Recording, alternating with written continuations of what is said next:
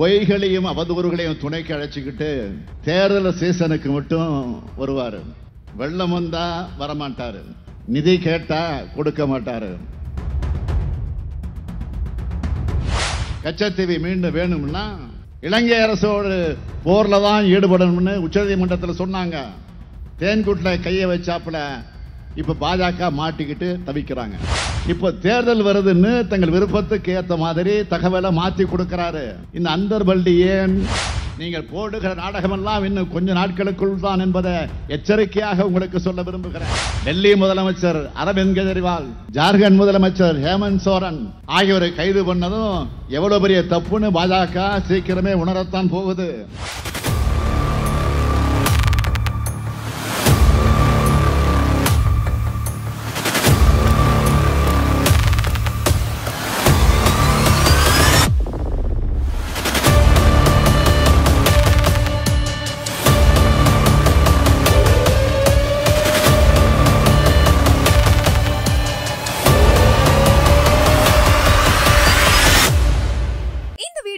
உங்களுக்கு வழங்குபவர்கள் Paysys Pay, secure digital payments with multiple features and great success rate.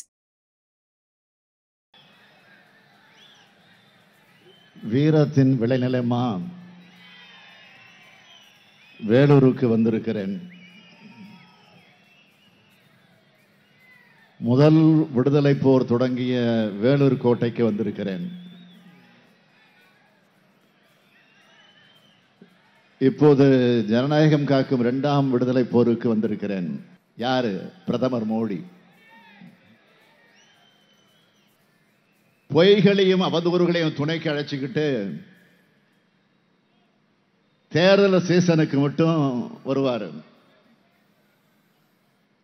வெள்ளம் வந்தா வரமாட்டாரு,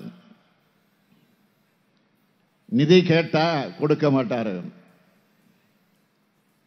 சிறப்பு திட்டம் கேட்டா செய்ய மாட்டாரு.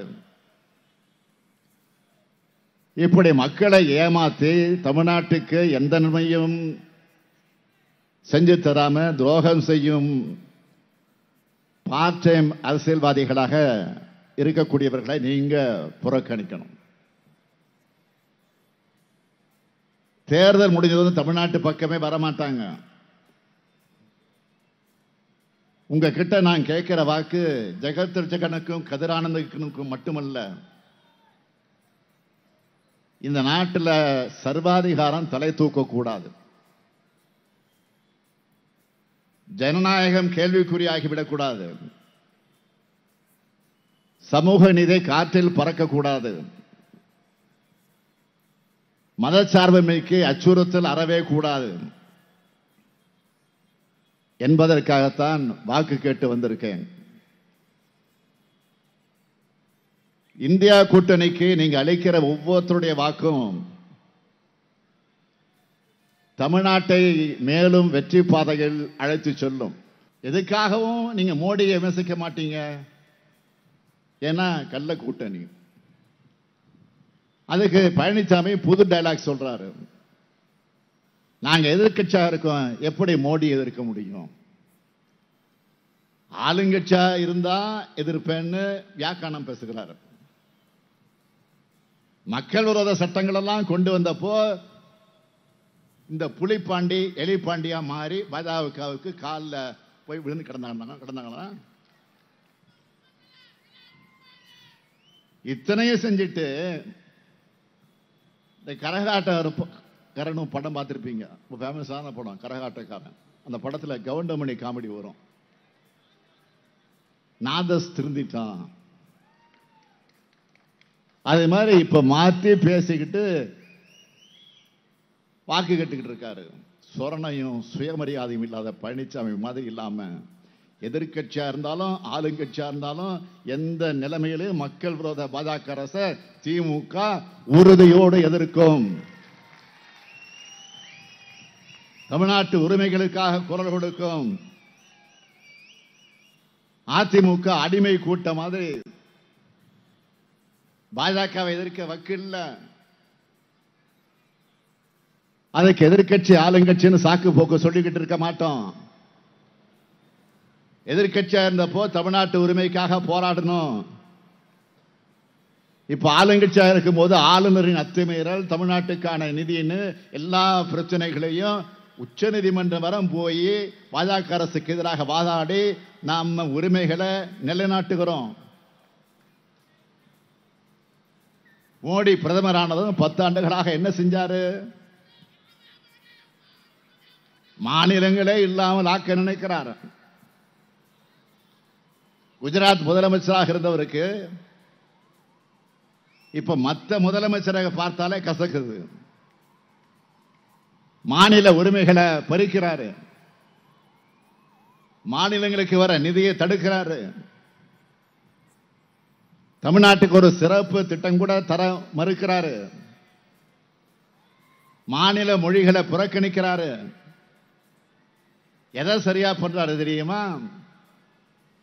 விளம்பரத்துக்காக ஊருக்கு தகுந்த உடைய கரெக்டா அணிஞ்சிட்டு போறாரு. ட்ரெஸ் எந்தெந்த ஊருக்கு போறாரோ அந்த ஊருக்கு தகுந்த மாதிரி ட்ரெஸ் மட்டும் போட்டுட்டு போயிடுறாரு. ஆனா அந்த ஊரையும் ஊர் மக்களையும் அவங்க மொழியையும் பண்பாட்டையும் மதிக்கிறாரா? இல்லையே. சமஸ்கிருதத்துக்கு நிதியை அள்ளி கொடுத்து விட்டு அன்னை தமிழுக்கு கிள்ளி கூட தரமாட்டேங்கிறாரு. கூட்டாட்சின்னு சொல்லுவாரு, ஆனா காட்டாட்சி நடத்த அத்தனை வேலையும் பார்ப்பாரு. அதனால்தான் அவரால் மக்கள் கிட்ட தன்னோட ஆட்சி சாதனைகளை சொல்லி வாக்கு கேட்க முடியல. உடனே என்ன பண்றாரு? பழைய சம்பவங்களை பத்தி பொய்யான கதைகளை சொல்லி அதன் மூலமாக மக்களை குழப்பி ஏமாத்தி தேர்தல் ஆதாயம் அடையலாமா முடியுமா அப்படின்னு முயற்சி பண்றாரு. அதுக்குத்தான் இப்ப கச்சத்தீவு பிரச்சனை பத்தி பேசுறாரு. இந்திய அரசு கச்சத்தீவை இலங்கைக்கு கொடுத்ததை பத்தி இப்ப பாஜக பேச ஆரம்பிச்சிருக்கிறாங்க. ஆனா நடக்கிறது என்ன? இது அவங்களுக்கு எதிராகவே திரும்பிடுச்சு. தேன்கூட்ல கையை வச்சாப்புல இப்ப பாஜக மாட்டிக்கிட்டு தவிக்கிறாங்க. 2014 ஆட்சிக்கு வந்த பாஜக உச்ச நீதிமன்றத்தில் என்ன சொல்லுச்சு? கச்சத்தீவை மீண்டும் வேணும்னா இலங்கை அரசோடு போர்ல தான் ஈடுபடணும்னு உச்ச நீதிமன்றத்தில் சொன்னாங்க. இந்த 10 ஆண்டு காலத்தில் பிரதமர் மோடி எத்தனை முறை இலங்கைக்கு பயணம் செஞ்சார்? அப்போதெல்லாம் ஒரு முறையாவது கச்சத்தீவை திரும்ப கேட்டிருக்காரா? இலங்கை அதிபரை சந்திச்ச போதெல்லாம் கச்சத்தீவு இந்தியாவுக்கு தான் சொந்தம்னு சொல்லி இருக்காரா? அப்பவெல்லாம் கச்சத்தீவு மோடியோட ஞாபகத்துக்கு வரல. நேரு காலத்தில் நடந்தது, இந்திரா காலத்தில் நடந்தது எல்லாம் ஞாபகம் இருக்கக்கூடிய மோடிக்கு 2 ஆண்டுகளுக்கு முன்ன நடந்த ஒரு நிகழ்ச்சி ஞாபகம் இருக்கா? மாண்புமிகு மோடி அவர்களே, கடந்த 2022ஆம் ஆண்டு மே மாதம் 26ஆம் நாள் சென்னைக்கு வந்து நேரு உள் விளையாட்டரங்கத்தில் ஒரு நிகழ்ச்சியில கலந்துக்கிட்டீங்க. அந்த நிகழ்ச்சியில ஜிஎஸ்டி நிலுவைத் தொகையை தரணும், நீட்டுக்கு விலக்கு அளிக்கணும்னு சில கோரிக்கைகளை நான் வச்சேன். அந்த கோரிக்கைகளை முதல் கோரிக்கையா நான் வச்சது கச்சத்தீவை மீட்டெடுக்கணும், மீனவருடைய பாரம்பரிய உரிமைகளை நிலைநாட்ட வேண்டும் என கோரிக்கை வச்சேன். ஞாபகம் இருக்கா? அந்த கோரிக்கை மனுவையாவது இதுவரை படிச்சு பார்த்தீங்களா? எத்தனை கதைகள், எத்தனை நாடகங்கள். நாம கேட்க விரும்புவது, முதல்ல ஆர்டிஐ விண்ணப்பம் போட்ட 4 வேலை நாட்கள்ல எவ்வளவு முக்கியத்துவம் வாய்ந்த விவகாரம் பத்தி எப்படி தகவல் வருது? 2வது, இப்ப வெளியுறவுத்துறை அமைச்சராக இருக்கக்கூடிய திரு ஜெய்சங்கர் அவர்கள் 2015 வெளியுறவுத்துறை அமைச்சர் செயலாளராக இருந்தப்போ கொடுத்த தகவல்ல கச்சத்தீவு இந்தியாவோட பகுதியா எப்பவுமே இருந்ததில்லைன்னு தகவல் கொடுத்தாரு. இப்ப தேர்தல் வருதுன்னு தங்கள் விருப்பத்துக்கு ஏற்ற மாதிரி தகவலை மாத்தி கொடுக்கிறாரு. இந்த அந்தர்பல்டி ஏன்? 3வது, கடந்த பல ஆண்டுகளா கச்சத்தீவு பற்றி நாடாளுமன்றத்தில் கேள்வி எழுப்பினப்பெல்லாம் அதுக்கு உரிய பதில் சொல்லல. எத்தனையோ பேர் ஆர்டிஐ விண்ணப்பம் போட்டப்பவும் தெளிவான தகவலை கொடுக்கல. உச்சநீதிமன்ற விசாரணை இருக்குன்னு பதில் சொல்லாம இருந்த பாஜக அரசு ஆர்டிஐ மூலம் எப்படி தவறான தகவல் தந்தாங்க? பாஜகவை சார்ந்த ஒரு தனிநபருக்கு எப்படி வெளியுறவுத்துறை நாட்டினுடைய பாதுகாப்பு தொடர்பான ஆவணங்களை கொடுத்திருக்காங்க? நான்காவது, கச்சத்தீவுக்காக இப்போ திடீர் கண்ணீர் வடிக்கக்கூடிய பிரதமர் மோடி கடந்த 10 ஆண்டுகள்ல வரலாறிலே இல்லாத அளவுக்கு மீனவர்கள் கைது, துப்பாக்கி சூடு நடந்தத ஒரு கண்டிப்பு இலங்கைக்கு செய்தாரா? ஏன் செய்யல? அஞ்சாவது, இப்போ நேற்று ஒரு செய்தி வந்துச்சு, சீனா பத்தி அதுக்கு மோடி வாய் திறந்தாரா? அருணாச்சல பிரதேசத்தோட பல பகுதிகளுக்கு சீனா சொந்தம் கொண்டாடுது. 30க்கு மேற்பட்ட இடங்களுக்கு சீன மொழியில பெயர்களை வெளியிட்டு இருக்க. அதுக்கு என்ன சொல்ல போறீங்க? இலங்கையை கண்டிக்கவும் துணிச்சல் இல்ல, சீனாவை எதிர்க்கவும் துணிச்சல் இல்ல. இந்த லட்சணத்தில் நீங்க கச்சத்தீவை பத்தி பேசலாமா? பிரதமர் மோடி அவர்களே, நீங்கள் போடுகிற நாடகமெல்லாம் இன்னும் கொஞ்ச நாட்களுக்குள் தான் என்பதை எச்சரிக்கையாக உங்களுக்கு சொல்ல விரும்புகிறேன். கடந்த 5 ஆண்டுகள்ல இடி, ஐடி, சிபிஐன்னு ஒன்றிய அரசோட அமைப்புகளோட பாஜகவோட கைப்பாவையாக மாத்தி அவங்க ரைடுக்கு அனுப்புறது, அப்புறம் பாஜகவுக்கு நிதியா தேர்தல் பத்திரங்களை வாங்குறதுன்னு 8000 கோடி ரூபாய்க்கு மேல் வசூல் பண்ணி இருக்காங்க. வரலாற்றிலே இப்படி ஒரு வசூல் நடந்ததில்லை. இந்த ஊழல் வெளிவந்ததால பிரதமர் மோடியோட முகத்தில் தோல்வியம் அப்பட்டமா தெரியுது. தேர்தல் நெருங்க தோல்வி பயத்தில் செய்யக்கூடாததையெல்லாம் செய்கிறார். காங்கிரஸ் கட்சிக்கும் கம்யூனிஸ்ட் கட்சிகளுக்கும் வருமான வரித்துறை நோட்டீஸ் அனுப்பி இருக்காங்க. சமவாய்ப்போட தேர்தல் நடந்தா பாஜக ஆட்சிக்கு சாவுமணி அடிப்பது உறுதினு தெரிந்த காரணத்தினால்தான் எல்லா பக்கத்திலிருந்தும் இப்படி அநியாயம் மேல் அநியாயங்களை பண்ணிக்கிட்டு இருக்காங்க. காங்கிரஸ் கட்சி இதுக்கு எதிராக நாடு முழுவதும் போராட்டம் நடத்துறதா அறிவிச்சிருந்த நிலையில நேற்று உச்சநீதிமன்றத்தில் வருமான வரித்துறை ஆணையர் சார்பா ஆஜரான வழக்கறிஞர் தேர்தல் முடிகிற வரையில் நடவடிக்கைகளை நிறுத்தி வைக்கணுங்கிறத சொல்லி பின்வாங்கி இருக்காங்க.